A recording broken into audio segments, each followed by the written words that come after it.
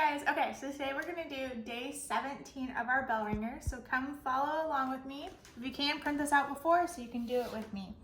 Okay, so I have 2/3 plus 7/12. So 2/3 plus 7/12. I know when I am adding fractions, my denominators need to be the same. So I need to think, what is my least common denominator? I know that 3 can go into 12, so my least common denominator is 12. If I need to, as you know, you can make your list of multiples. So 3 and 12. 1 times 3 is 3. 1 times 12 is 12. 2 times 3 is 6. 2 times 12 is 24. 3 times 3 is 9. 3 times 12 is 36. 4 times 3 is 12. Snap, snap. 12 and 12 is my least common denominator. So I'm going to multiply this 3 by 4. Times 4, and whatever I do to the bottom, I always do to the top. Times 4. Now I'm going to rewrite it over here where I have some more room. Now I have 8 twelfths plus 7 twelfths, which equals 15 twelfths. That's an improper fraction because my top number, my numerator, is bigger, so I need to make it into a mixed number. How many times does 12 go into 15? It goes in there 1 time, so I write that 1 big, and then I do 12 times that 1, which is 12. 15 minus 12, I have 3 left over, that's my numerator. My denominator stays the same.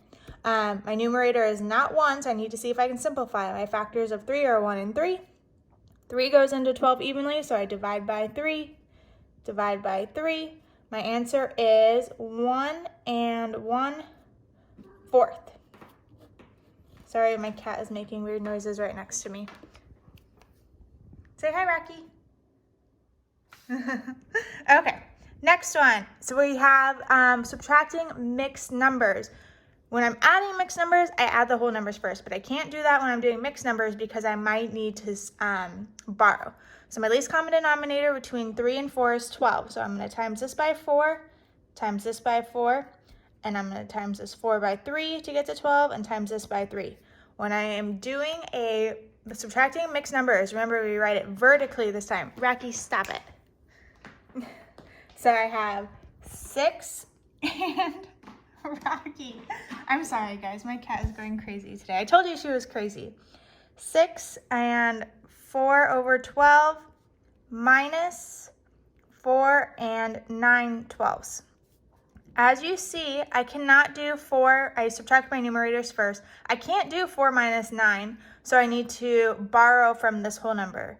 This 6 becomes a 5, and then I need to add a whole number over here. I could add 1 over 1 because that's a whole number. 1 over 1 equals 1, so I borrowed from this 6. But I need my denominators to be the same, so I'm going to instead make it 12 over 12. 12 over 12 still equals 1 whole. So 4 plus 12 is 16 over 12. So now I have 5 and 16 twelfths, and now I'm going to subtract that. 16 minus 9 is 7, and my denominator stays the same, 12. And then I subtract my whole numbers. 5 minus 4, 1. So my answer is 1 and 7 twelfths. All right, moving along. I have our algebra one where I have a missing number.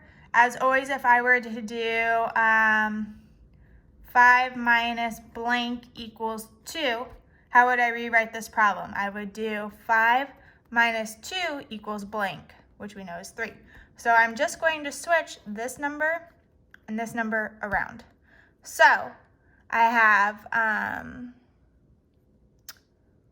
11 over 14 minus 4 14ths equals blank over 4. My denominators are not the same here, so I need to think, what is my least common denominator between 14 and 4? I can make my table. That might take a long time. I know that 4 goes into 28 and so does 14. So I'm going to times all of this by 2. Times 2, times 2, times 2. That will give me my denominator of 28. And my 4 over here, I'm going to times by 7. So let's rewrite this. I have 22 over 28 minus 8 over 28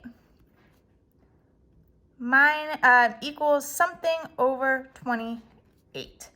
I know that 22 minus 8, if I need to do this, borrow, 12, I have 14 left over, 14 over 28. But as you know, I need my denominator to be 4 because that's what it is when I have the missing number. I can't say that my question mark is 14 because my denominator is still 28. So to get it to 4, I need to divide this by 7 and divide this by 7. So now I have 2 fourths. Now my denominator is 4, and that's what I need it to be. So I know my question mark equals 2. Moving along. John bought 1/4 cup of chocolate chips to Sue's house so they could bake cookies. Sue already has 3/8 cups of chocolate chips.